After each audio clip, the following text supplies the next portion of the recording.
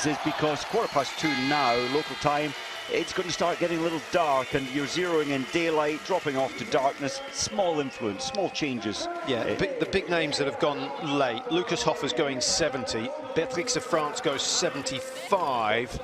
And really, they're the two outstanding ones later on. Dominic Landertinger, 65. He could do something.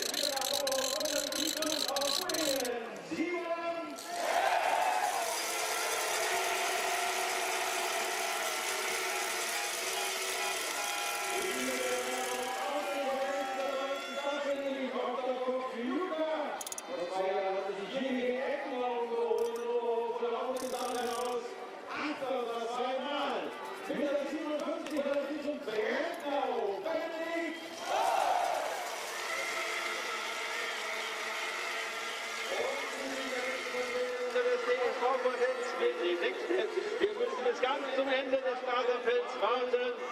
Als sich in Polen mit Top-10-Platzierungen im IBU-Cup, vor allem in Rittenau, das ist die vorletzte EU-IBU-Cup-Station gewesen, vom SV Söchering mit der 92 Matthias. So the clock ticking away as we approach the start of the fourth sprint event for the season. This, of course, sets them up for the pursuits, and what a period we're going to have post-Christmas. 3 weeks of solid biathlon action. I hope you can watch most of it, if not all of it. The sprints, Mike, they go on for a while. We've got, what, 106 entries, so it's over 50 minutes to get everyone out on the tracks, plus a race of between, what, 24, 27 minutes, there or thereabouts, depending on how slow this snow makes it. And although it takes time, it's so crucial to get a good race in first time out. Very much renowned as a testing course because it's unrelenting. Yes, you get one big section of recovery, then this section here another 20 seconds, 15 seconds recovery, but the entry to the range, which has been altered, what, 2-3 years ago, it's now quite a tricky entry to the range. Deceptive because some of it's flat, you've got a little chicane to deal with. The tendency, I think, is athletes come in over the comfortable zone for shooting. So let's have a look at the start sheets. It's David Kamatz of Austria who will get things underway here, and he's got a PB of 12, so he could do something, could give the chasers something to think about. Further down the order, you see the world #1, Martin Fourcard, goes at number 23, just 30 seconds behind Schlesinger of the Czech Republic. Svensson and Bo going one after the other.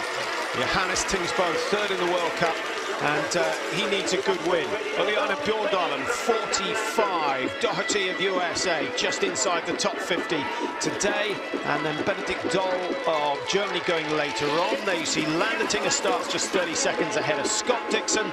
And we'll be keeping an eye on Scott, see how he gets on. He's had a bout of illness. He's had a lot of bad luck this year, but he's got to turn it around at some stage. A top 60 today would be fantastic. Russell Courier goes in the 80s. Arvidsson, Mike, 94. Anyone else later on who we need to keep an eye on? I think we have to mention Leitner. We just saw him there, start number 100. Very, very good up-and-coming biathlete. He always gets good form, but I still think he can perform well today. Well, they've done well. Despite the weather, they've got the fans in. And actually, the success of the Germans over Christmas in the World Team Challenge will have made a big, big difference, because there was a worry that the Germans weren't giving themselves a chance of winning. Pfeiffer, Schemp, both brilliant athletes. I'm not sure Schemp's going to do it today, but Pfeiffer certainly likes these tracks. He really made his name here. He actually did, yeah. He was very surprised to take his first podium, his first win here, and very modest about his performance.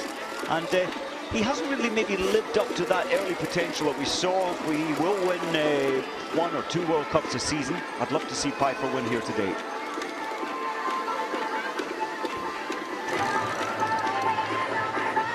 Well, it's not particularly pleasant for standing out in the open air. Once they get racing, they'll feel okay. But at this stage, Mike, with just a thin thermal and a bit of lycra covering the body, you can feel the chill. We've got, what, 92% humidity earlier on. That's dropped a little with the clearing of the fog, but there's every chance that the fog will come back at some stage during the race. So that's why it might be good to go early on, still pressing the tracks. That makes it slow, though. It's going to make it really slow. It's going to make it really soft. For the first 15, 20 athletes just machining it, I know the jury decided that they needed to do that to compress it. But well, if they're going to treat the tracks late on, normally they scrape the snow off the surface, go down to what they compressed last night. When you press the snow, you generally need to leave it for 4 or 5 hours in the cold conditions for it to firm up. It's unusual to do this. Decision was made because of the heavy snowfall. We'll have to wait and see how it influences the race. And if they've done it on the steep uphills, this track is going to cut up very, very badly. Number one might be good, let alone Group 1.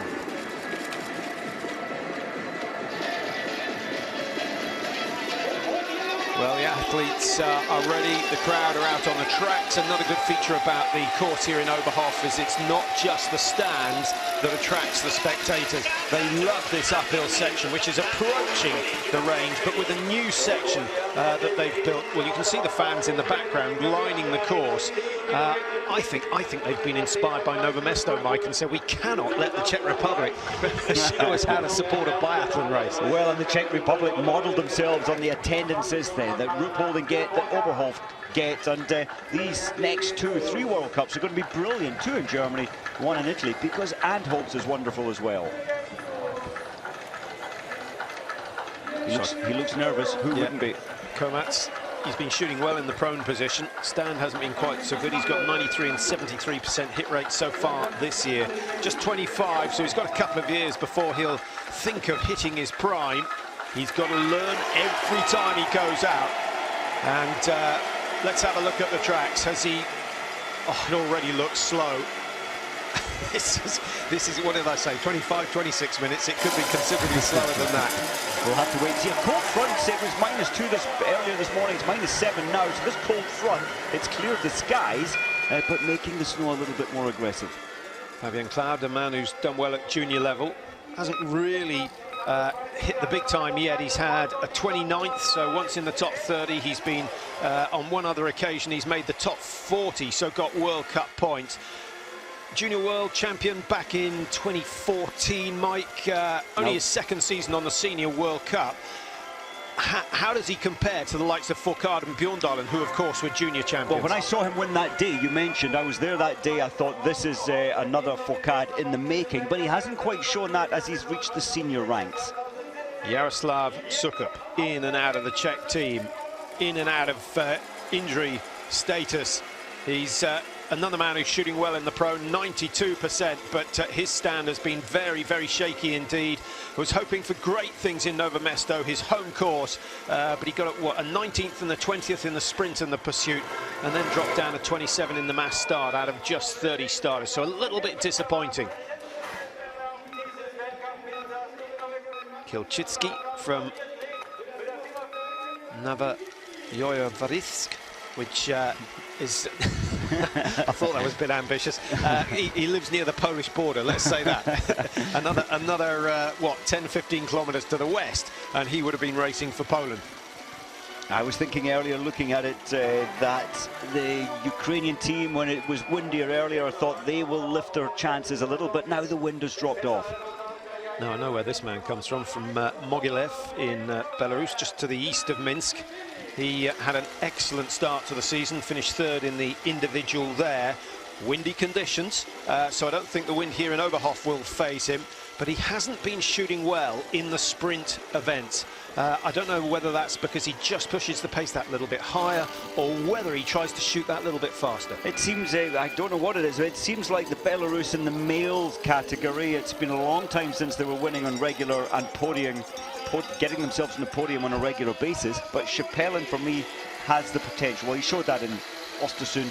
I think we'll see another couple of podiums this season from him. So the first 10 starters, Sukup here in your picture, could be the one who sets the pace. We've also got to keep an eye on Florian Graf. I guess Dolder of Switzerland, if he has an excellent day, could be the man who sets the pace early on.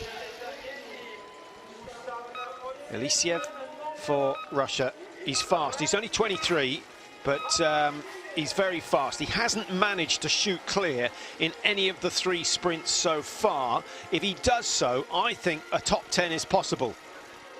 16th in the World Cup ranking, so that indicates that he's been pretty consistent. He has, and remember the European Championships last year, he was in great shooting form, not so good in the physical form. Now he's got the speed, but not quite the shooting. It's often strange the way that you perform when you're not skiing so fast. You know you have to hit the targets. At the moment, he's losing on his shooting form. Well, it's pretty quiet, although they're quite a vocal crowd. They are very partisan here, so expect to hear the crowd once number 10 starts. Florian Graf is the first of the Germans to start today, and then when Arndt Pfeiffer gets going, you will hear a massive cheer, because he's hugely popular in these parts, despite the fact that he's a policeman. I shouldn't think he's put that uniform on for a few years. Probably not. It's the nation's way of supporting their, especially biathletes, border guards, police, normally military as well. Most of the field are. Lisev looking good, got a best of 6th. If the conditions play to his advantage, Just he could do something. 800 metres is David Komatz, who's breaking the rest of the field, but that's only after 2 minutes, 10 seconds. Maybe excited about being number 1. Now, surely we'll hear something.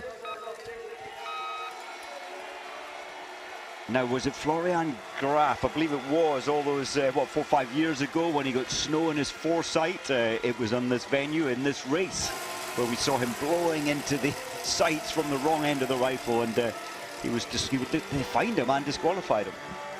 Quite right, too. He must have given half the crowd a heart attack as they saw him do it. He gave me a heart attack. Henrik Labelund from Norway didn't race in Nova Mesto, and so he's raced 2 sprints so far this year, and he's been 58th and 69th. So on one occasion, didn't even qualify for the pursuit. Well, that's on poor shooting, but remember, as you say, he didn't go to Nova Mesto. He went to the IBU Cup, and hitting the perfect 10, of course, he won the race. He's got such good ski speed. Yeah, it's interesting, isn't it? The IBU, okay, it's a lower level of biathlete by definition, but there isn't that pressure. There isn't the crowd pressure. There isn't the race pressure. TV pressure, yep. Yeah, so absolutely. many different aspects. Hopefully it'll give Labelund some confidence. They'll rebuild the confidence. The track actually looks all right as Cloud comes back up into the stadium.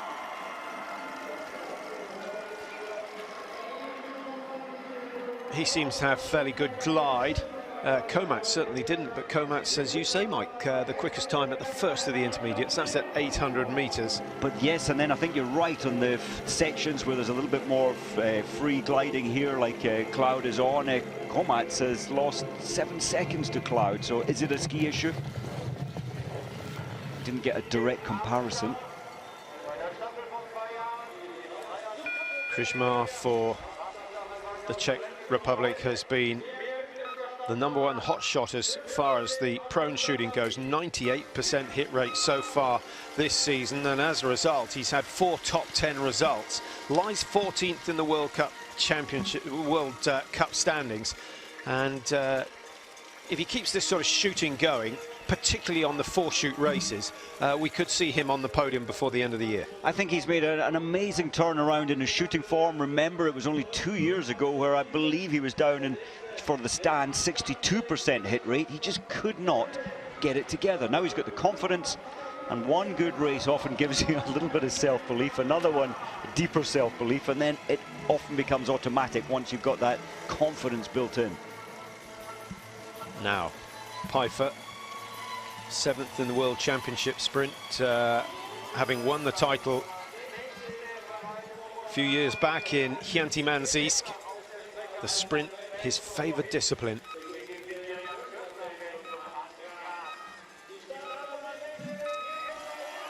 So away goes Pfeiffer, probably ranked 2nd or 3rd in the German team at the moment, but we do know that when he's on form, he's as good as anyone in the world.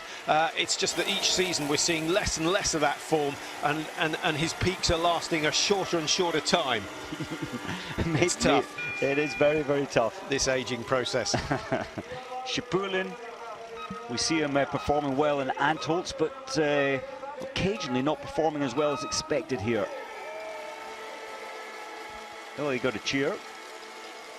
2 podiums in. Novo Mesto, of course, the sprint and the pursuit, second in both, beaten by the same man on both occasions. He's on 8 World Cup wins, but if Fourcard keeps going as he is, Shapulin's not going to add too many to that tally this season. Svetkov of Russia. I think the thing with Fourcard, Mike, is even when he's not at his best form, he's still a podium finisher, and more often than not, that's in top spot. And yeah, well, I wonder, he said he'll eat too much chocolate over Christmas. Well, I would put him to shame, but you know, maybe. And traditionally, Fourcard doesn't perform on the one immediately after Christmas quite as well as his normal greatness. We'll have to wait and see today. Well, I was just about to say that the last time they raced a sprint here, just after Christmas, 2 years ago, who won it? Fourcard. I was looking at last year and the year before that. All right, he did well last year, but remember we went to Ruhpolding. Yeah, we raced in Ruhpolding last year, instead of this venue. And actually that doesn't suit Fourcard because the shooting's too easy. And everyone else shoots clear, and then, you know, if he misses one, he doesn't stand such a good chance. Well, that's an interesting point. Next week in this race in Ruhpolding, we'll see 20 to 24 athletes shooting the perfect score. Today, I think we'll probably only see 8 to 10 shoot the perfect score from the 106 starters. Now, Graf coming up towards 2 kilometres, just 4.6 outside. Cloud's produced the quickest time. We saw Cloud for quite a while. Just behind Graf is Henrik Labe Lund, who will appreciate having someone of Graf's quality starting in front of him. Well, it looks like Labe Lund is pushing the pace. 4:57 is going to be equalled or beaten by a couple of seconds. 2.9 the margin. Norway have top spot, no shooting yet completed, and that is when we're going to see how problematic the conditions are. Worth saying, Mike, that when the men zeroed their weapons, it was pretty difficult to see the target from the firing point. Now, the light's pretty good. It was brutal, it was windy, it was gusty, and all of a sudden this cold front, as I mentioned, it's calmed things down, so there'll be some adjustments of rifles from the athletes as they get down into position, I'm quite sure. Worth saying, Mike, that when the men zeroed their weapons, it was pretty difficult to see the target from the firing point. Now, the light's pretty good. It was brutal, it was windy, it was gusty, and all of a sudden this cold front, as I mentioned, it's calmed things down, so there'll be some adjustments of rifles from the athletes as they get down into position, I'm quite sure. I also thought, Patrick, that Labe Lund would be some 4 seconds faster than anybody. Yes, there's only 10 athletes ahead of him. But to that 2 kilometre point, he's really taking it within himself today. That can't be a bad thing, because he normally treats it as a cross-country race and barely wants to stop and shoot.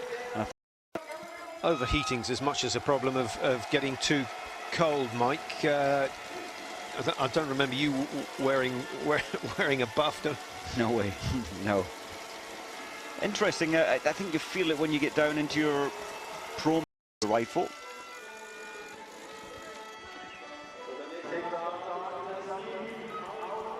So Martin Fourcard starting 23, just passing Vladimir Shapelin. You may have seen him coming in to shoot. The thing with this wind, Patrick, was the wind was coming towards the athlete, and that pushes, that has a strong effect on the bullet and drops it low right. Well, that must mean that Shapelin's lap took 9 minutes. You can see on the clock he's on 9:48 already. So our prediction's about a slower time than normal, I think, correct. Especially when we look at the other sprints this season. Look at this, as we were saying, very different when they zeroed. Shapelin is a very good shot traditionally. He's missed the first 3. His adjustment, I bet he's kicking himself for not making that adjustment earlier. 4 penalty loops. End of his race, and end of top 60, I would say. Yeah, he's got to turn it into something positive, though, Mike, and he might as well try.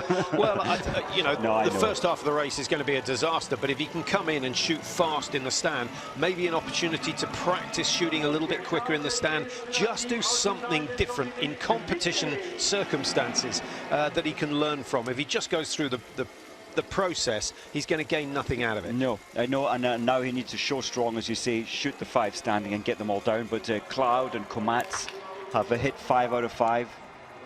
They were bib number 1 and 2. Elisiev Zukut missed one, and Klitschke missed one as well.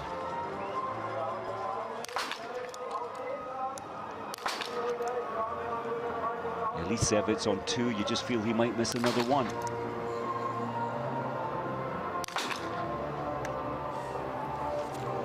So 3 out of 5 left standing. That's another 450 meters, and in these conditions the penalty loop is closer to 28 seconds than it is 25. Now what's this man going to do? Well, he's only half a second at the moment ahead of Labe Lund. Hot favourite with the bookies, but you'd only get 3 to 1 if you backed Fourcard to finish off the podium. I guess of the 4 sprints we've had so far this year, this is the one where that might happen. But, you know, what he showed us in Novo Mesto, Mike, he can still miss 2 and challenge the podium positions. Yeah, when you look at his stats, we saw them at the start of the programme, 247 World Cup starts from Martin Fourcard, and on the podium 101 times. Incredible biathlete. I like the way that Florian has really backed his pace down. He's probably feeling, if you're German and racing here, you feel more pressure for sure. Now he should get some response. We haven't had any response to any targets so far.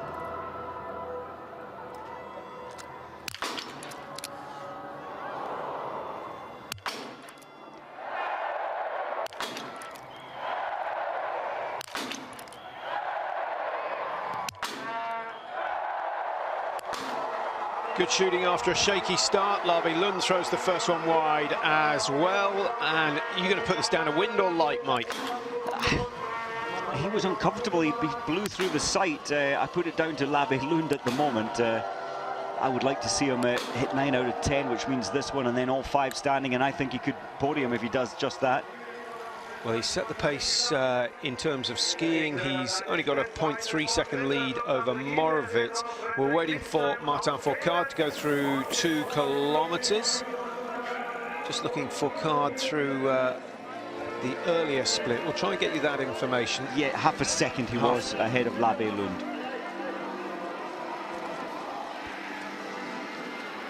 What do you think? Back to normal? Certainly looks as crisp and balanced as he normally does, Fourcard.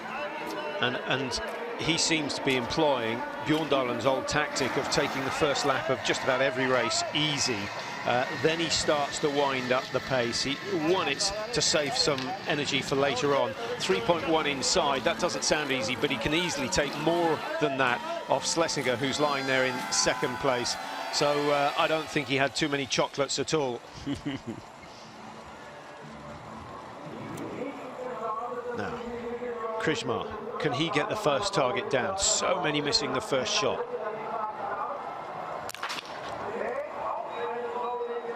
Sounded like a hit, but it's not gone down.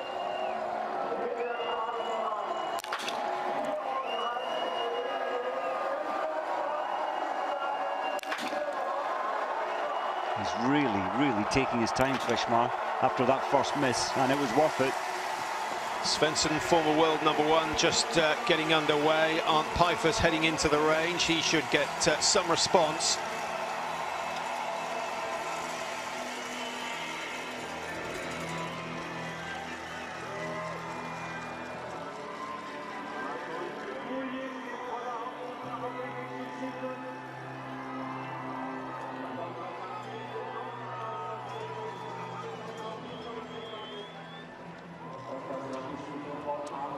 Penalty paid, and back onto the course for Michael Krishmar. Now, the word will have got out about the difficulties on the range.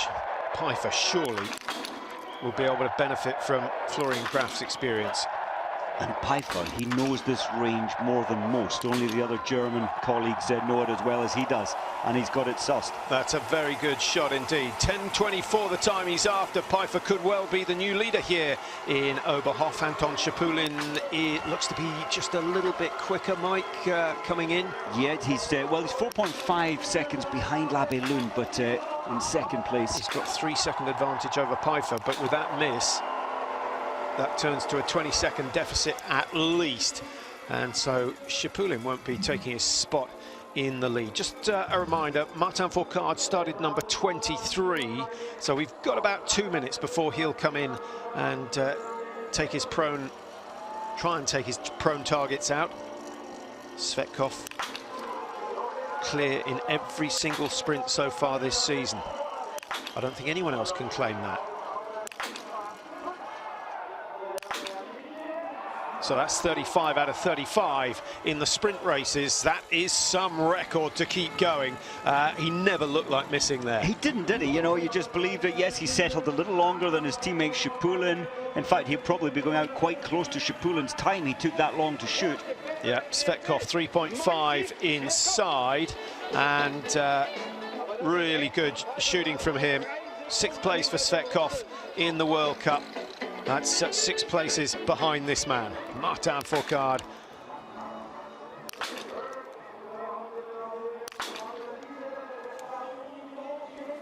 Well, we're looking at Moravetz's target and Mesetic's body, so that's why there was slight confusion there. They've got their M's mixed up.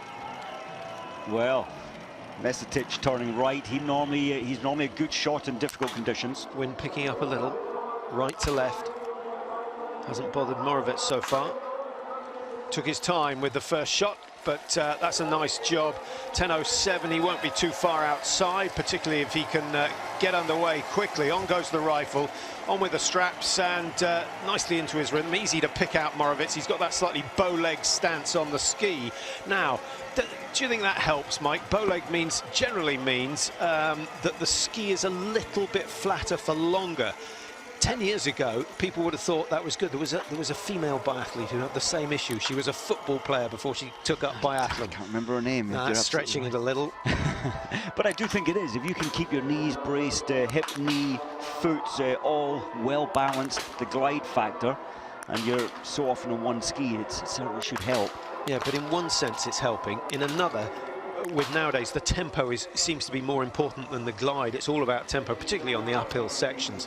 I wonder whether it just slows the transition down a bit. Interesting. I mean, there's still, you know, on the flat sections, the gently up sections, you want to try and get the glide. Schlesinger is doing so well. That was fast and accurate. Should be lead time.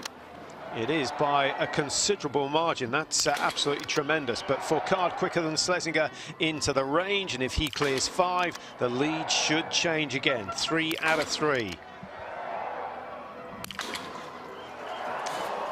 Well, solid, absolutely solid. 10 on the clock. It's going to be a margin of at least 3 seconds, maybe even a little bit more. Let's see. Out he goes, and 1.6. That's slightly less than I thought. But Fourcard in a strong position now to make it 4 sprints out of 4. Simoneda. Well, his father, Alfred, could shoot so well on the most difficult of days. I'm surprised. Well, Simon normally has that skill, but not today. I had a close-up of his face earlier on. I hadn't realised he had such blue eyes, a little bit like Paul Newman. I didn't notice. So away goes Simon Schemp, and, well, the fans certainly getting behind Simon, but they're very, very knowledgeable. They'll be well aware that Simon doesn't really like these sort of conditions. The wind actually isn't as bad as we had in Östersund by any stretch of the imagination. We had a couple of windy days later on in the season as well. I was just trying to think, Pokljuka, was it dead calm all the way through? I think it was. Mostly it was. We normally get at least one bad day in Pokljuka. Away goes the former world #1, Ole Einar Bjorndalen. And despite the fact that he's well over 40 years old, he is producing some tremendous results this year.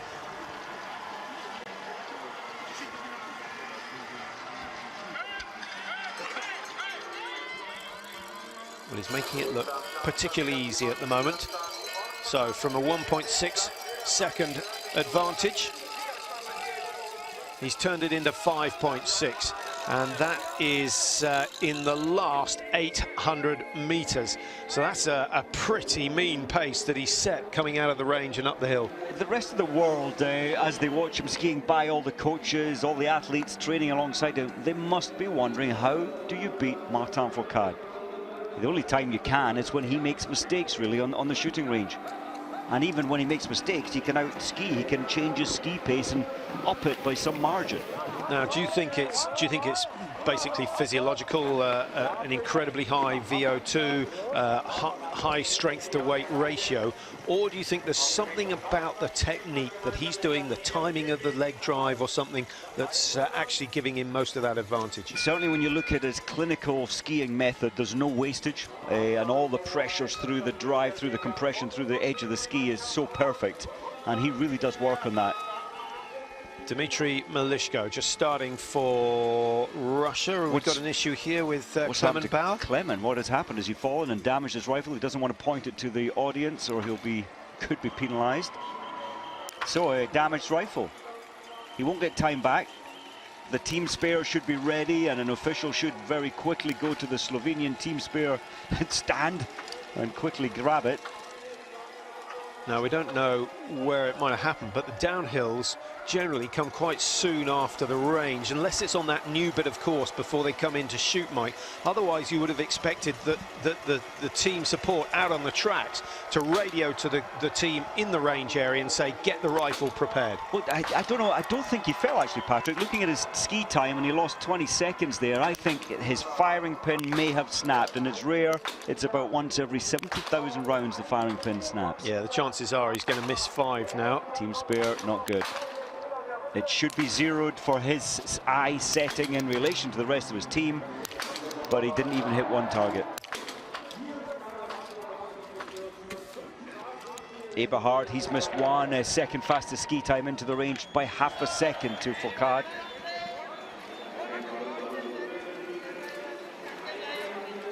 Ten out of 10, and you don't get any prizes for guessing who's going to win today. We still have Johannes Tingesbo to start. Well, he started, number 33. We'll try and let you know how he's getting on. Didn't see him in the first shoot, and he can't come through the range quite yet. He's he started 33. Fourcard, as we know, started 23, so it should be the next 30 seconds or so that Johannes Tinges comes in to shoot for the first time. Yes, Fourcard, you're talking, you know, is it physiological, but he puts the big hours in. When he was 18, 19, 20-year-old, he was just putting in huge hours, not hard hours, but just learning balance, movement on skis. So I think the mindset as well as dedication is making him the champion that's almost unbeatable. Well, here comes Svensson, and we still don't have Johannes Tinges, so we haven't been told, but I'm just assuming that Johannes Tingesbo has not started today, so that's disappointing. Apologies for not letting you know that. We've had nothing through the headphones, and no decision was made last night to that account, but Norway do have Svensson to fly their flag, and the good news for him and his country is that things are looking up this season.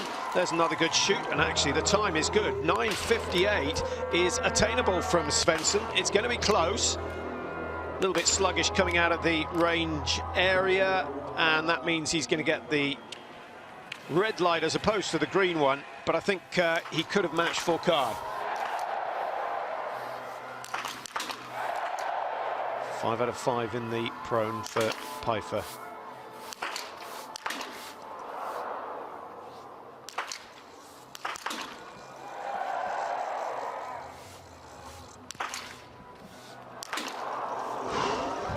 I don't know what it is, Mike. I just get the feeling that the crowd they're either suffering a hangover or they're out of practice, having missed out on the World Cups last season when they went to Ruhpolding. They are much quieter than they ever have been at this venue. I was thinking, Patrick, if Pfeiffer had only missed one, as he missed his first one, and I thought if he gets the next 3, he still has a chance for a podium. Not anymore. Shapulin's already missed one. And with another miss, it's not going to be his day. Oh, now this isn't going to do his World Cup chances any good. It's good news for Johannes Tingesbo, who's behind Shapulin in the World Cup rankings at the moment. with another 2 misses, another 300 metres. He could be outside the top 10 as well. And don't forget, that does damage to his chances in the pursuit as well. Very much. One bad day here is very unhelpful, and that's the case with Arne Pfeiffer, missing 2. It's an awkward penalty loop, this. It's so tight around the corners. You're mostly putting a lot of strain on your inside leg and then back out on the track. Priority is given to the athlete coming off the range, going into the shooting range. The athlete coming off the penalty loop should give way. You normally see a couple of collisions. Lavi Lund still with the fastest time after 2 shoots. He's gone through in 20:35. Pfeiffer in second despite those 2 misses. Krijsma, Kalinski, Cloud, Graf, Dolder. But things very likely to change in the next couple of minutes.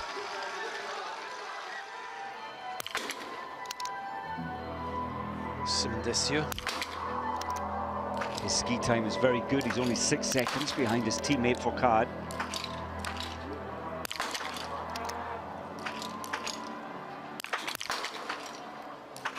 Well, it doesn't help if you just can't hit the targets. 3 misses at this stage. Little change in the sights for Eric Lesser. By my calculations, that's affecting the fall of the shot to the left by about 11 millimeters.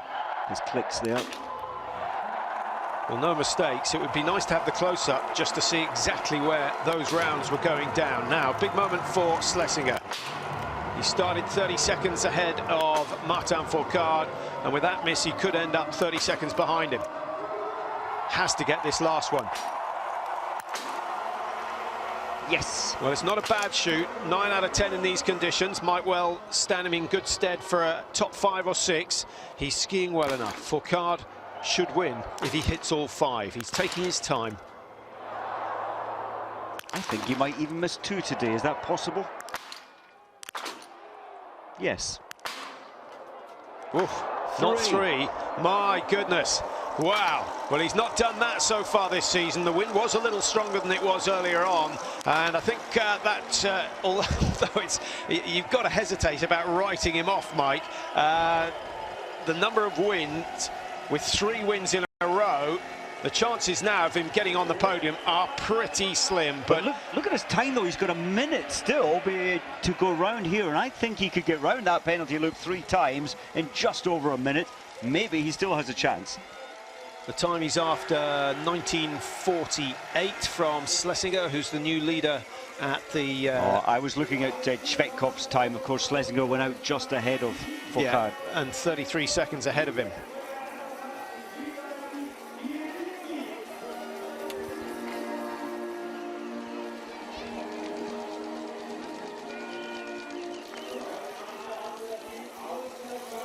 So no one has shot clear so far. Simon Schemp on the range now. His first shoot, prone position, of course. Is this the day he shows us that he can shoot in the wind?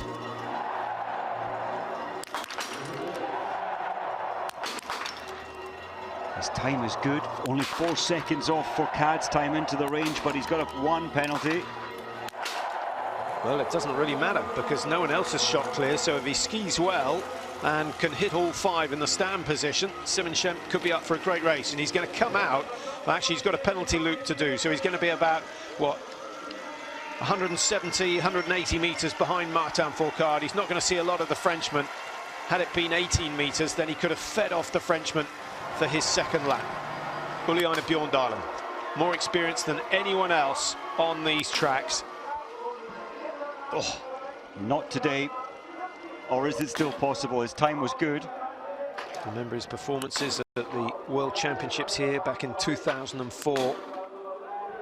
Oh, 2 misses in the pro, and he won't be happy about that. And ski time, what would it have been? He would have been 11, 12, 13 seconds off the pace of the leaders. But with 2 penalties to do, he's now going on a damage limitation exercise, I think. There's the first miss, high. Probably the same, yep. High again. He needs to click those sights down or aim low. Needed to click them by about 8 clicks on that first second miss.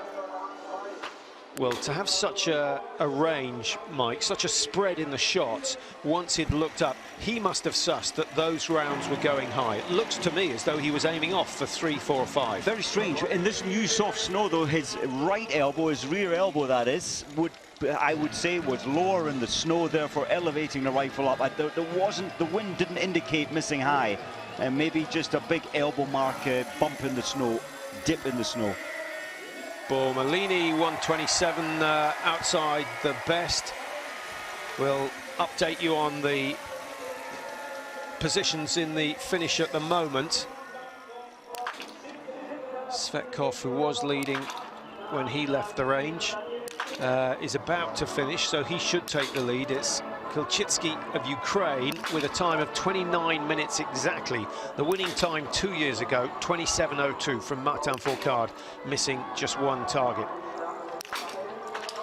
As Milishko shoots, we haven't seen much of Vindish, but Vindish has gone out after the stand shoot in second place, only 11 behind Schlesinger. This could be, it'd be so good if it was a Schlesinger day today, a Czech Republic day. 13 seconds inside for Henrik Larbe Lund. And Larbe Lund, after the second shoot, has now been pushed down into 7th position, so there are going to be plenty of changes.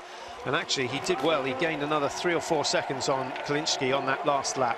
Svetkov, that final shot missed is going to cost him. He could have gone out in first, he won't anymore. Eberhardt gets 9 out of 10. Now that's his best shoot of the season. I think we've always said if he gets 9 or 10, he can win races. Yeah, this man has been quicker, consistently quicker than everyone else on the tour. That includes Martin Fourcard. This is his moment to take. 5 out of 5 in the stand for the first time this year. Wow. Eberhardt has an opportunity. 13.9 the margin. And actually, Mike, that's just what we want, because the World Championships in Austria this year, this will be a massive boost for Hochfilzen. Oh, so much so, and what a boost for Julian Eberhardt's confidence. We know he skis the fastest time most of the time he races, but normally he just can't hit the targets. Well done to him today. And, you know, you just get the feeling that he's going to increase that lead. So leaving the range, it was 13.9. At the end of the race, probably a little more of a margin. Yeah, his shooting in the sprint so far this year, 1-1, 3-1, 2-1. So 80% his best record today. He's hit 90% and should be able to challenge even the best of the Czechs. Krishmar across the line, 5.8 outside Larbe Lund's time. Now, Svensson, has he got a chance? 19:34. Well, if he really wants to, he can let them go in 12 seconds, but he'll take a little more time than that. He's got a little extra weight at the end of the barrel, probably, what, 200 grams? Keeps it more steady in the wind.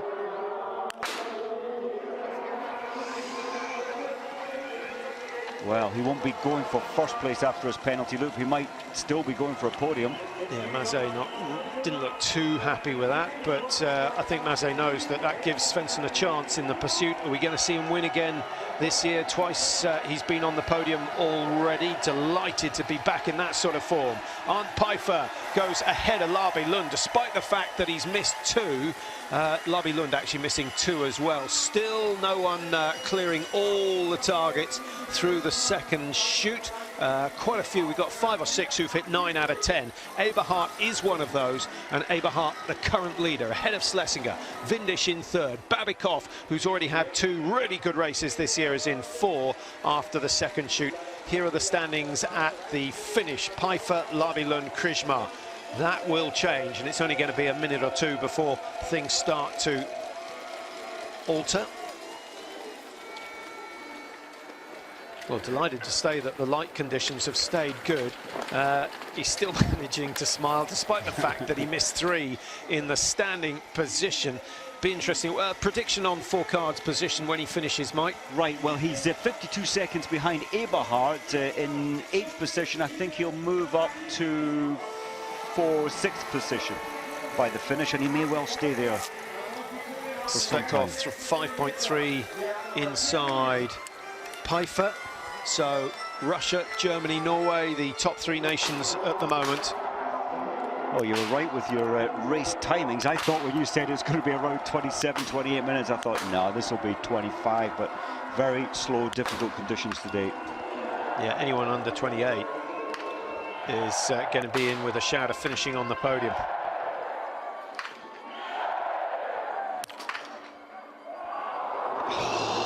What a shame.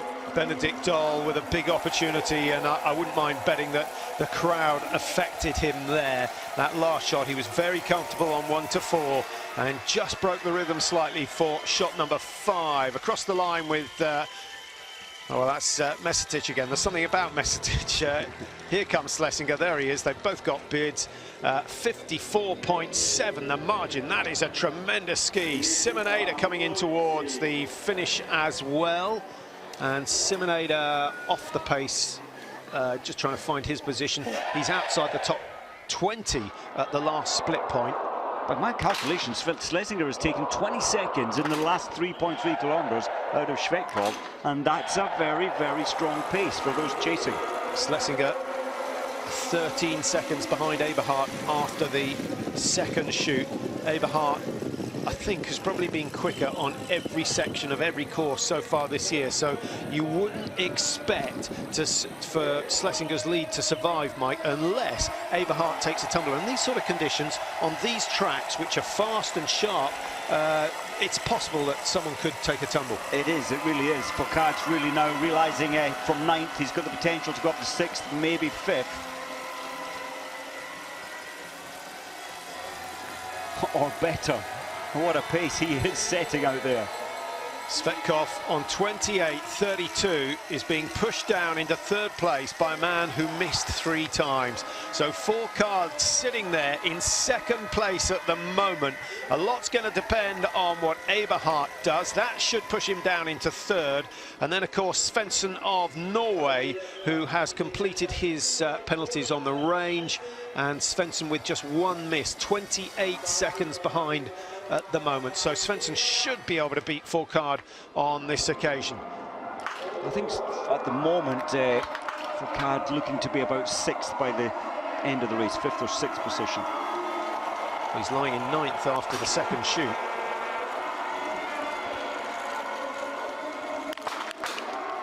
Dominic Vindish has had a good race, Mike. 9 out of 10. Yeah, really good. That was a pity there for Iliev. He's got that huge weight on the end of his rifle, 250 grams, but he had a rifle problem. I thought he might clear today. Let's put him off.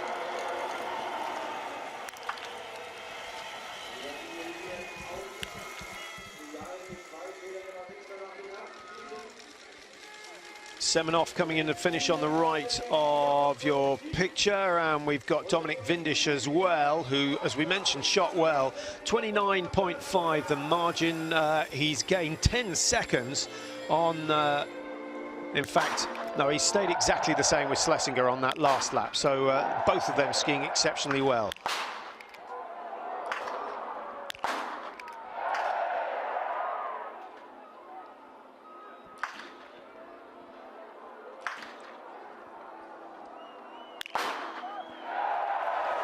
Well, the leading time has already gone. Andy's got a loop to do. Mark Kirchner will be trying to calculate that. We're looking at a deficit of, what, something like 35 seconds. And if he can hold that, it will still be good enough to put him into the top 6 or 7. I thought with on the 28th of December, when we watched Schemp shooting so well in that in the football stadium of 42,000 people, whatever it was, he only missed 4 shots out of 40 and rapid fire. I thought he had his form back. Bjorndalen going for, I think that was lane 29 or 30. Sensible going all the way left. It's the least windy part of the range. I remember when he took his first win here in Oberhof. It was his 2nd win ever in racing, 1996.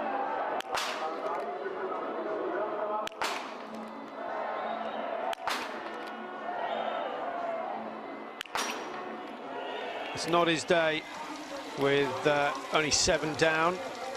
Oleana Bjorndalen will have been expected to fill the shoes of Johannes Tingesbø.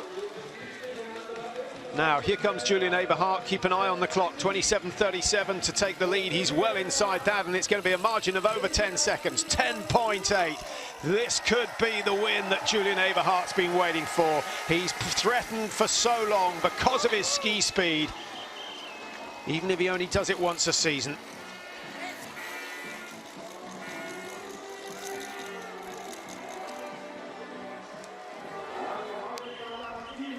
Well, that's a great performance, Mike. You know, in training, you see him hit 10 out of 10 without too much problem. But when it comes to the racing, he's had many a meltdown, a lot of the time in the prone position. So to hit 9 out of 10 today, Eberhardt, yeah, fantastic. They're really good. And, you know, often the break at Christmas, you're back with your family, familiar location, you come away from that feeling good. He looked less stressed today. He often gets quite panicky in his races. And of course, Eberhardt won the last race, the last sprint of the season last year in Hanty-Mansijsk. And hitting 10. You would have picked up on Babikov coming across the line there. We're just waiting to pick up on his confirmed performance. He was just inside the top 10 when we last saw him. Biathlon, starting number 49 out of a field of 106. So this race is a long way from over, but it's going to take a phenomenal performance to beat Eberhardt now. There aren't many people starting after the last 50 that can ski within 30 seconds of him over a 10K course. I felt as Biathlon goes past, oh no, that looks like Scotty Boy. He was sick for a full day, vomiting too many times, and I was amazed. He really wanted to race today, but clearly the engine isn't there. Yeah, disappointing season so far.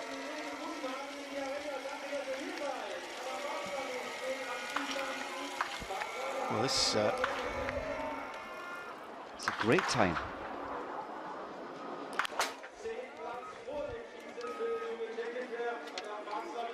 So Svensson, what does he manage to do? We've got Vindish there on 28.07. Actually, Svensson losing some gas on the last stage. Martin Fourcard on 28.18. Svensson will be furious if he doesn't beat him. He's beaten him by just 3 seconds or so, despite the fact that he skied 300 meters less.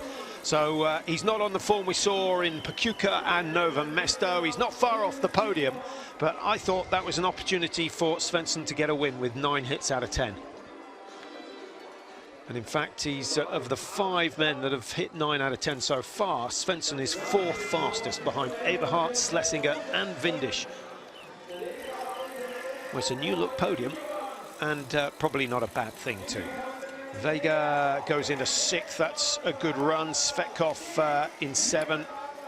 Fourcard surviving in 5th place at the moment, so even with 3 misses, Mike, he's still going to pick up a bag full of World Cup points.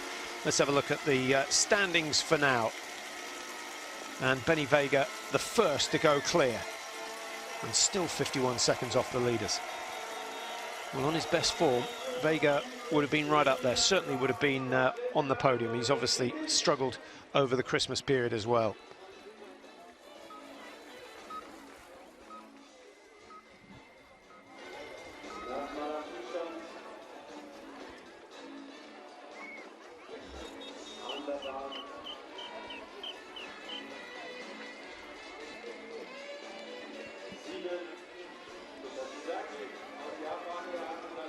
It's chilly, it's windy, but at least we can see something, which is more than we can say for an hour before the race. It really was dubious as to whether this race would get underway, but as you can see, conditions have turned out pretty good. It's not quite as windy as it was, and that's allowed Simon Schemp to hit some targets. He's not going to challenge the leaders. And at the moment, it is looking good for Schlesinger, and it was 10 years ago since he had his second position in the World Cup. That was at the World Championships in Antholz for 10 years in February. And Mike, all those guys starting in the back of Group 3 and in Group 4, they will have seen the poor shooting standard early on. They'll notice that the light conditions have got better. They will have had some inside info from the coaches who are saying, right, everyone's rounds are going up or down, change your sights accordingly. Can we look for a surprise coming from anyone starting outside the top 70? Well, as I said here, I really think that Felix Leitner, he's a good biathlete. He shoots well in good conditions and bad conditions. And I think, I haven't really got any evidence, but I think the conditions, the tracks are looking a little glazed now. I think they'll certainly be faster than they were at the beginning of the race. Benedikt Dahl is melting down under the pressure. Eric Lesser being driven to the line by the fans and gets himself into 4th place, goes ahead of Svensson. Benedikt Dahl has had an absolute meltdown. He's not the only one, but 4 misses out of 5 in the stand position. Really no excuse for that. It wasn't particularly windy. That was all pressure, and that's not good. Good for the health of a biathlete, the mental health going into your next race. Missing 4 out of 5 in the standing. I think Lesser did so well to just place, what, 0.9 of a second off the podium. He really chased that podium in the last 3.3 kilometers.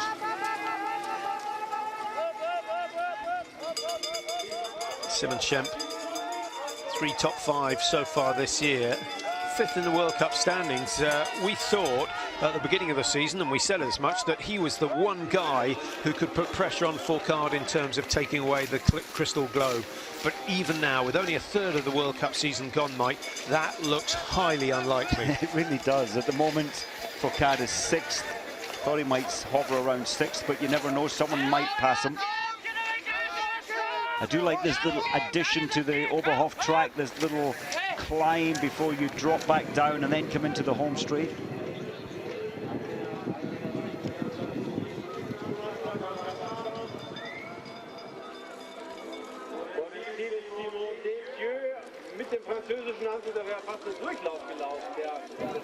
So what do you think was going on with Fourcard? Those 3 misses in the stand, it's so against what we've seen so far this season. I certainly felt in his stand position something was slight. Normally he's so tightly locked, you can feel his position is so rock solid stable. Maybe just a little race rusty, you know. He probably thought the sight picture was there, his reaction's a little bit off, and maybe that's what a Christmas break does. You need to keep the reaction so fast. Brain sees the target central and you have to react immediately. His reactions were slightly off today. Well, Simon Schemp into the home straight now, and actually it's not going to be a bad position at all, despite the 2 misses. He's gone 5th. He also beats Svensson, and that pushes Martin Fourcard down yet another spot. And the further down he goes, the better it looks for Julian Eberhardt. I wouldn't put any money on Eberhardt to win the pursuit, but Schlesinger's going to be in a good position. He's going to have a lead of some 40 seconds over Martin Fourcard. That is going to be a cracking race.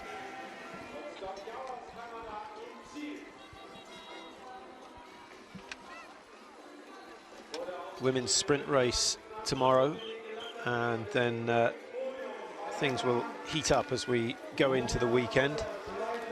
Pursuits and mass starts, always second mass start of the season. Yeah, mass starts are always great. The pursuits are always great, and especially with Fourcard 51 seconds behind Eberhardt. That was a good time from Yeremin, but missing your first shot knocks your confidence slightly.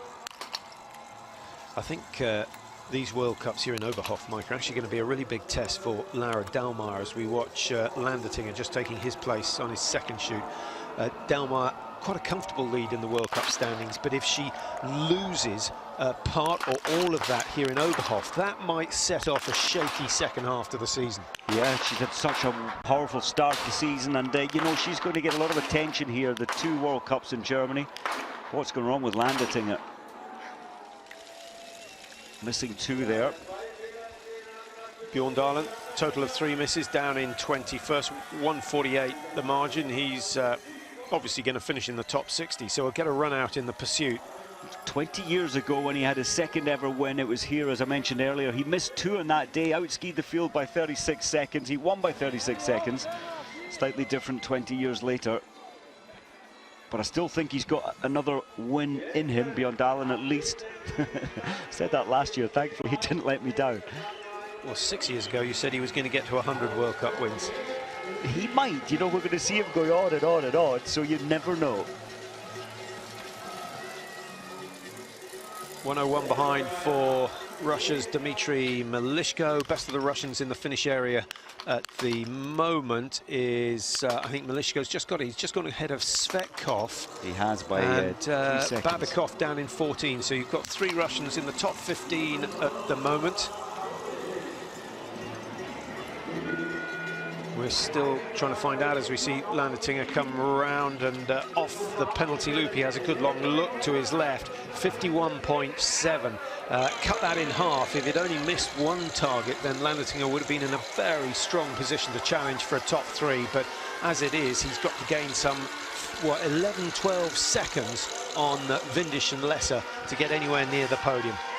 The McLaren report, Mike, that we discussed at length before the Christmas break. Obviously, a few of the athletes aren't happy with the way that it just seems that the IBU aren't taking action.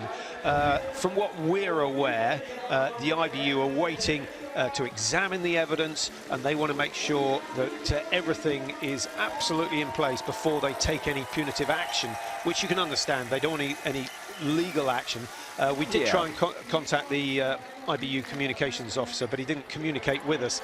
He's a busy man, is Per Lange, so hopefully we'll hear from him in the near future as to what is going on and what the time scale is, how long they're going to give themselves to look at all the evidence. It's an interesting one, but the sad thing, I think, and the worrying thing is that there is almost a little athletes' revolt starting, and that's the last thing you want in the sport, led by Michael Schlesinger, who's second today. And just getting opinion, the athletes are not happy, and if in your sport your athletes are not happy, then surely you then think the leadership has to make some stronger decisions. The McLaren report was thorough. It showed a lot of evidence, and in FIS equally, it's all evidence from the Sochi Olympics. The FIS have said, right, 6 of you guys who are implicated in this report, you are not taking part anymore in World Cup racing until we check this thing out. And I think that was a good stance. Hofer could spoil the party, but he lost his ski pole. Well, that's 5 or 6 seconds thrown away. 19:34, so he's still not as quick as Eberhard, who missed one target. But Windisch sitting there in third on 20 minutes. My goodness, Mike, those 4 or 5 seconds could cost Lucas Hofer a podium position. Not only did he lose the time, but his pulse rate will already be 10 beats per minute higher than they should have been exiting the range. Incredible. So we're going to see what Hofer's made of now. No, he's one of only 2 athletes who shot the perfect 10. Benny Vega is the only other athlete to hit 10 out of 10. And Vega in the finish, lying in 8th position at the moment. Hofer's got to go through. We've seen here lots of times, Mike, those who go too fast out of the range area pay a heavy price in the last 700-800 meters. You have to control yourself on that first stage out after the shoot. Well, Hofer sensed, going out in 3rd position, just a second ahead of Windisch. He sensed his real success here today, and he really is pushing hard up that climb. But he panicked, dropped the ski pole, lost 3 or 4 seconds. Well, I wonder whether it was his choice to go in Group 3, and he didn't know he was going to get bib number 70, but he did. But it does look as though the opportunity is there. The tracks, as you said, look much more glazed. The wind is still there, but the light is better than it's been at any stage today. Bichel, that's wonderful. Matti Bichel, that's a clear shoot. He's in the top 5. But it's Eberhard who still leads.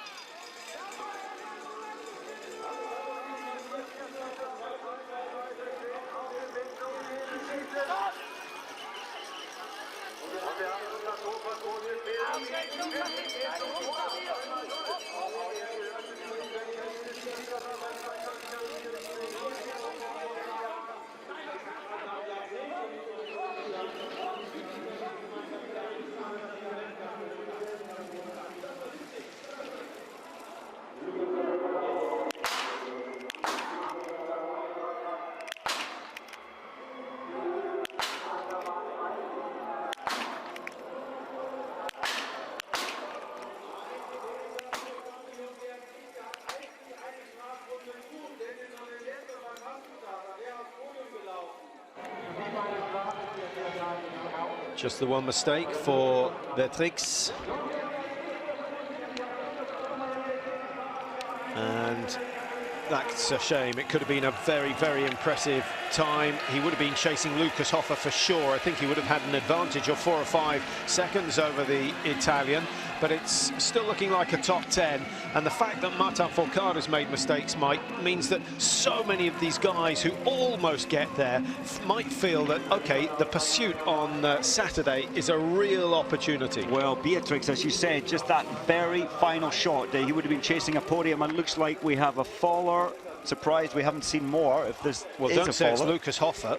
Oh no, it's just Lucas. I think we're down. just tracking tracking a potential podium finisher, and Hoffer looks up, raises his head. Just that's good discipline from Hoffer. You can see him dancing off each foot, just trying to increase the speed bit by bit as he works his way back up to towards the range. I was interested one year to see the Swedes doing some research, Mike, looking at how hard you should attack the hill that is then followed by a flat section. It's fine if it's followed by downhill, but if it's followed by a flat section, I think they deduce that 80–85% on the climb and then push the work rate up as you go onto the flat is actually quicker than doing the hill as fast as you can and then surviving the flat. Well, that's interesting, because without a doubt, you mentioned it, when Hoffer went out of the range, up that climb, he was going like a rocket, but now he is absolutely on huge amount of discomfort. He's pushed himself so hard. Well, we'll try and get you a split. Hoffer was in 4th position last time we saw, in fact 3rd equal with Dominic Vindisch. Vega a further 2nd behind, so if he drops a second or two, Hoffer is going to find himself out of the top 4. And Simon Schemp isn't far behind either, in 5th position at the finish at the moment. This split is all important. Vindisch was level last time they came through, and Hoffer's gained a slim advantage. Good racing from him.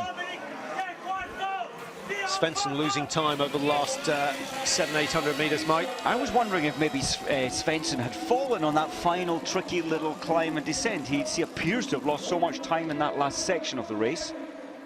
I think he looked exhausted. He did. He was spent. And with the new design of the finish here, there is quite a lot of time to be lost.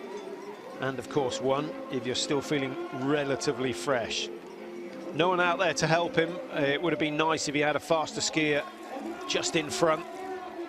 Just thinking, we're only 800 metres above sea level here. Lucas has been back home in the Engadine, not the Engadine, in the Antholz area, living at higher altitude. That can carry a benefit after Christmas when you're training high and then racing down here much lower. Martin Jaeger.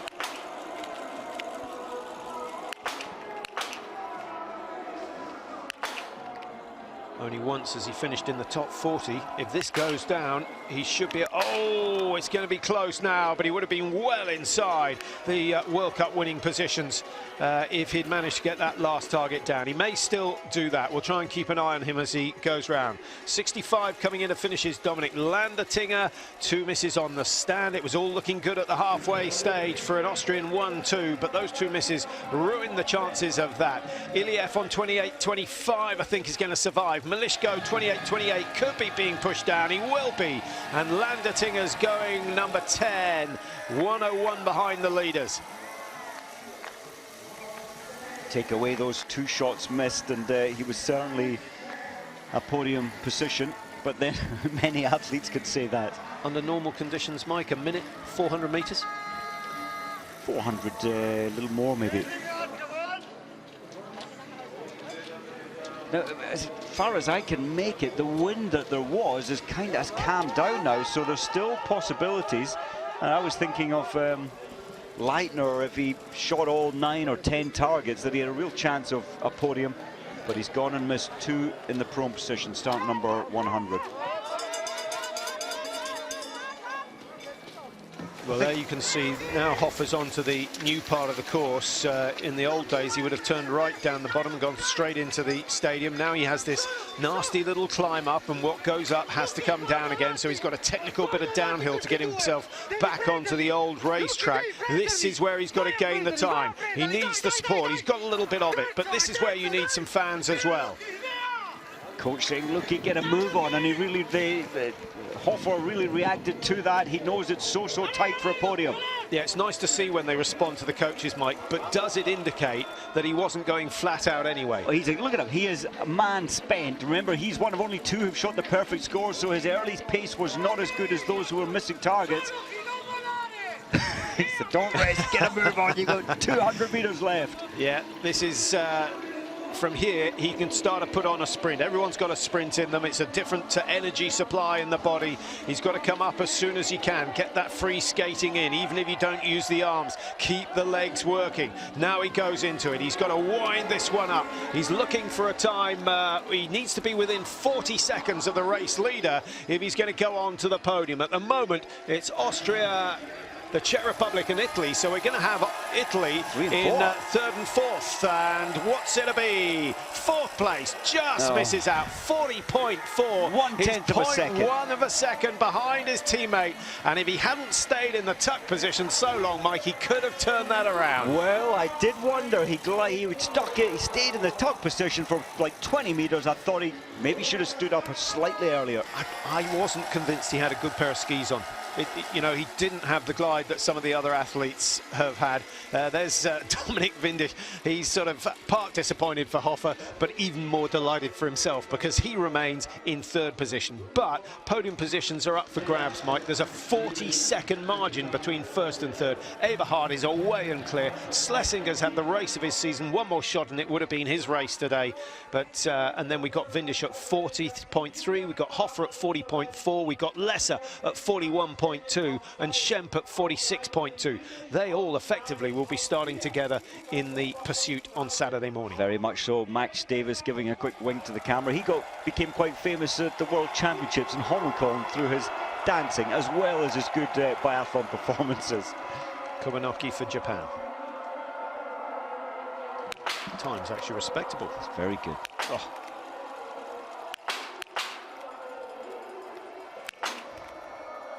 If Fourcard can miss three, so can anyone. Well, very little wind there to put him off. I thought he might get them all, but then he would have realized that that was potential top 10 position, and the brain has to go to that kind of feeling. I need these targets, and then it can tense you up a little bit. Well, his best is 32nd, and he might still just scrape inside that.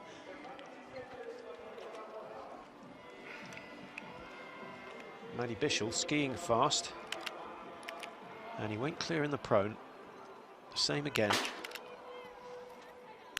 and there's a chance he could be the best German out there today. Lesser is 5th, Schemp is 6th. Oh.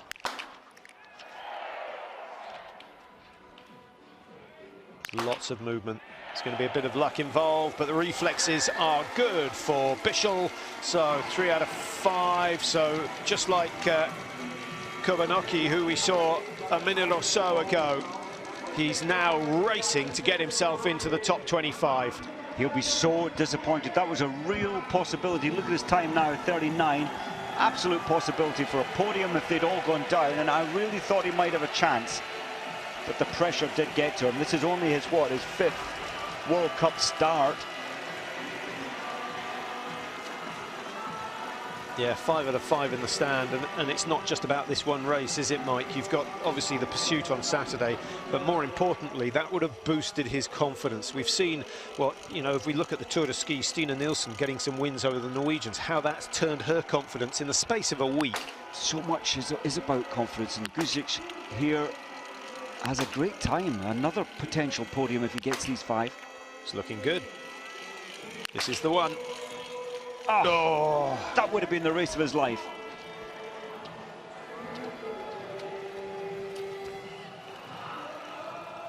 But I tell you what, it's going to be interesting to see what the women do. The forecast for tomorrow was similar for today. So we may see a greater number of the top names deciding to go in groups 3 and 4. I can't see too many of them going for 4, but they may think that they'll have the same reduction in the wind for the second half of the race.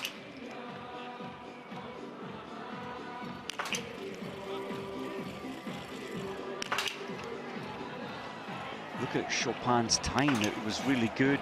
Again, another one of these late starters suffering with the pressure.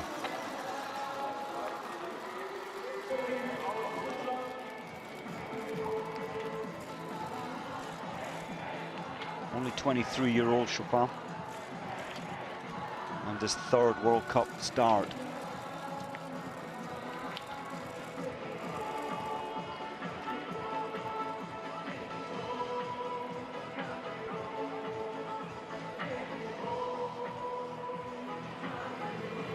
Well, let's see where he stands as he comes out. One more loop to do, or is he done? One more to do, I think. He's on his way round. I think he's still on for a PB because he's never finished better than 50th. So lots of PBs from those starting later on. Here's Antonin Guiganard for France. 25 comes from La Fecla. His profession, he's a surgeon, but a tree surgeon. Well, I was just thinking, great strength, great balance, precision, and dare, and a lot of nerve. Yeah. Can he hold his nerve here? Yes.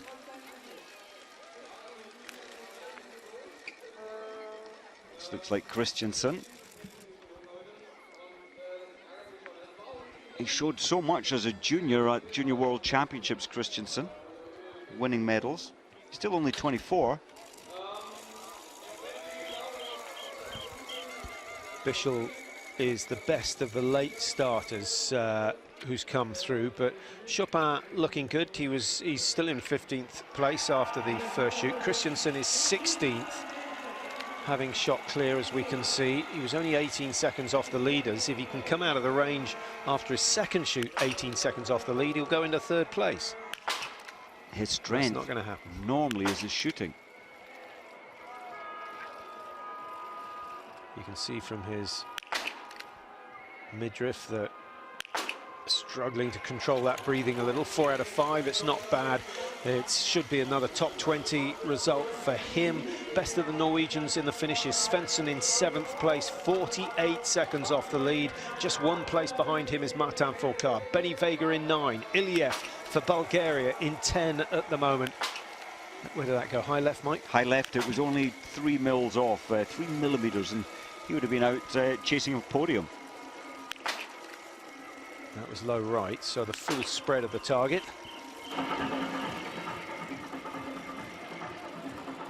Christensen, he's such a tall, probably heavy, I think he's around 82 kilos athlete, but he's got the power to carry that weight around the track. Yeah, most of those athletes at 183 or 6 foot, if you like it in that language, still weighing in between, what, 70 and 74 kilos, some of them even under the 70 kilo mark, so there's not a lot of flesh being carried. No. Now, here's the man that you've backed, Mike. Leitner, 2 misses on the pro, 1 on the stand. He's not going to join his teammates in the top positions. Austria with the #1 at the moment. I think Abart can start to celebrate. Can't see anyone else challenging his time, 27-26. When he shoots 9 out of 10, then he's got every chance of getting on the podium. Today, with some of the big names, many of the big names missing, it's Abart who leads the way. Courier, 2:15 would normally just get you inside the top 60. Today it's 39th with the poor shooting.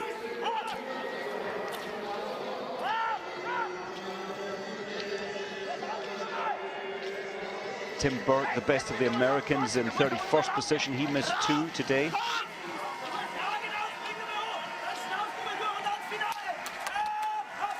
That's what you want from your coach. Total commitment.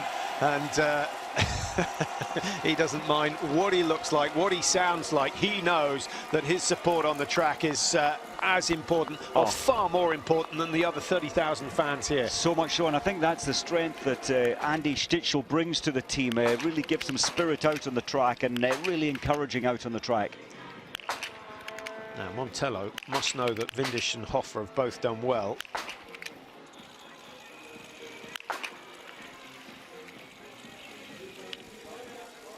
Hanging on for top 40, maybe a couple of World Cup points coming his way. It's a good Italian day today, without a doubt, with the Windisch 3rd, Hofer 4th. Best of the Russians we mentioned earlier, Malishko 11th, and then 13th for Shvetkov. Well, this is where Italy had perhaps their best ever day, winning the men's relay. Was that 4 years ago? 3, 4 years ago? Or 5. The years roll by. Best of the Swedes looking down at the finish. It's Lindström. He'll be disappointed. I think they'll all be disappointed. 30th position, missing 3. But I'd be very surprised if the Italian coaching team didn't remind all the guys of the success back in those days. It was a huge surprise. Tricky conditions on that day as well.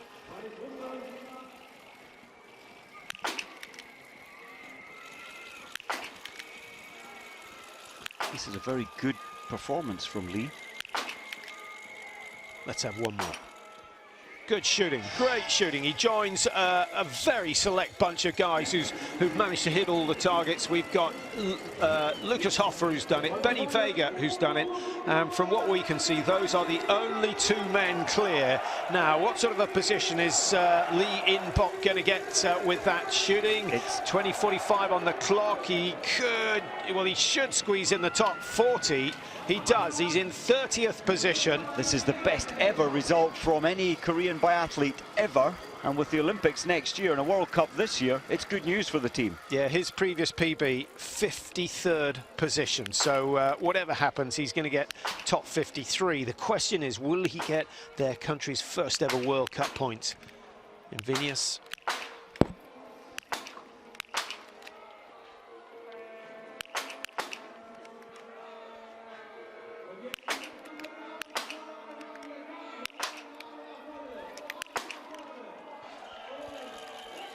Well, not a quick shoot by any stretch of the imagination from Invenius, but 90% hit rate today is good.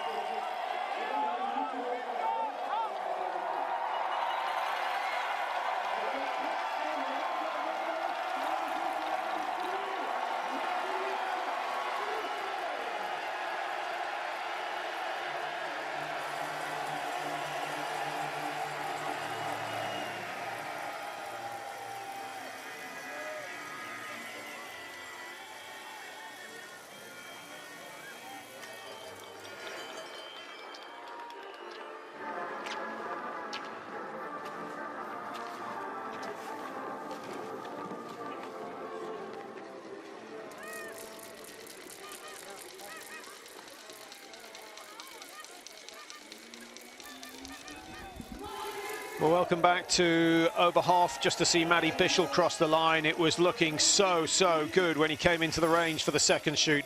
Those 2 misses costing him over a minute. 1:27 behind in the end.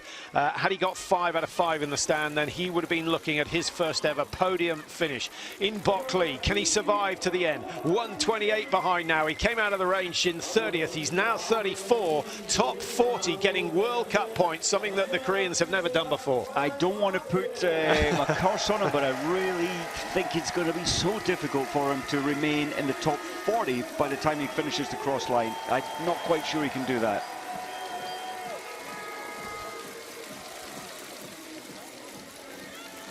Gregor Guzik, good strong finish, and he goes into 26.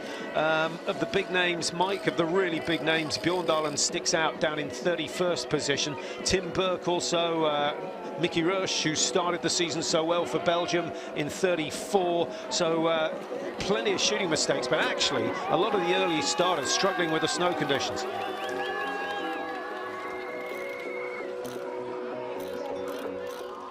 Yes, a huge snowfall. In fact, 5 days ago, the tracks were so muddy, just machine-made snow, very dirty with pine needles and everything. Chopin there, just 32nd. And then it's been snowing the last 4 days, on and off. Strong winds, a lot of snow. Arvidsson missing 3, 52nd position.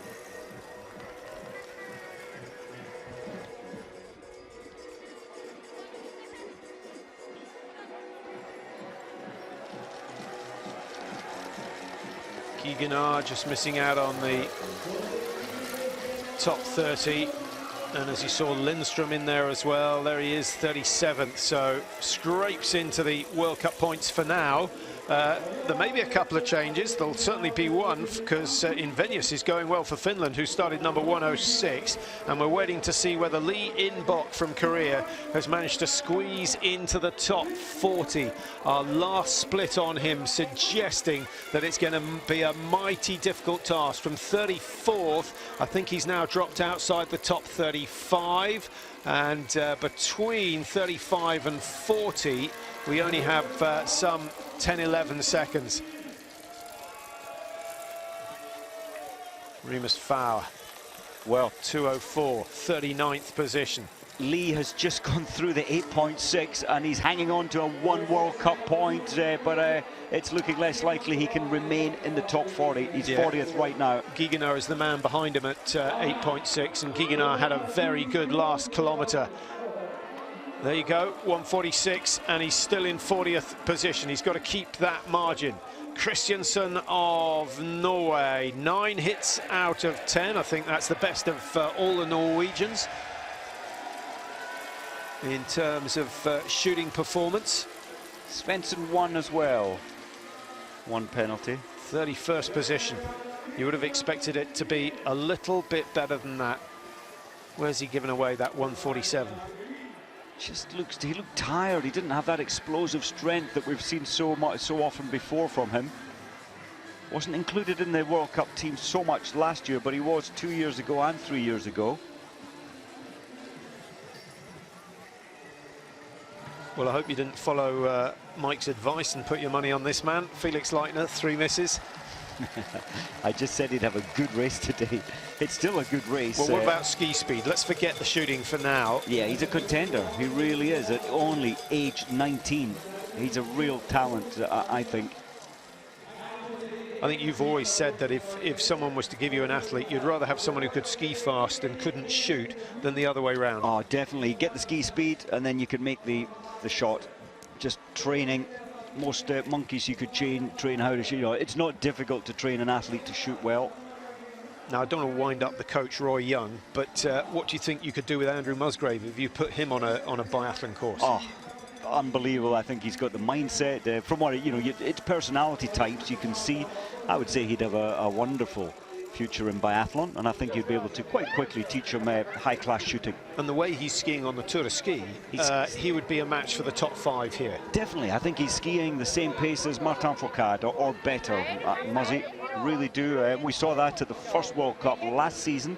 Muzzy was 10th, Fourcard was 13th in a 15-kilometre freestyle race. Look at the stress on Lee's body now. He hasn't been this far up the list before. Well, let's hope he doesn't drop outside the top 50, because that will mean he doesn't even get his PB. 53rd, I think it was his best performance ever, as we watch Montello of Italy. Last 50 meters for him. And another man whose PB is 75. Has he improved on that? Yes, he has, massively, into 51st position.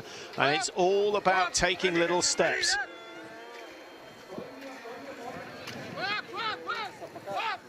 600 meters to go for Lee of Korea, and that is the high point of the course. It's all downhill from here. Do you know, it's so good, isn't it, to see nations who we don't normally see performing well, putting it together on one given day. Only 3 people hitting 10 out of 10. Lee was one of them. Partalov of Bulgaria crawling across the line.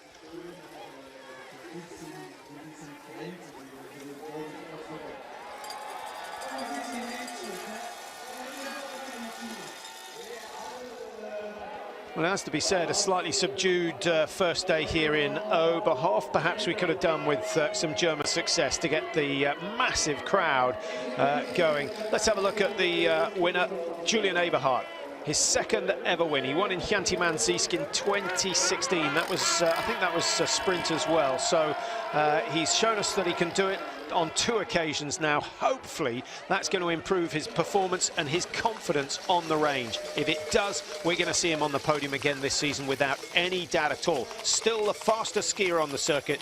The 30-year-old Austrian will be waiting, relishing the World Championships on his home tracks.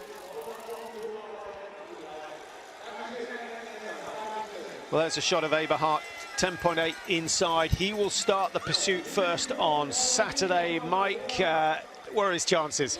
No, I don't think his chances are strong for a podium in the pursuit competition. Schlesinger and Windisch taking 2nd and 3rd in the sprint today.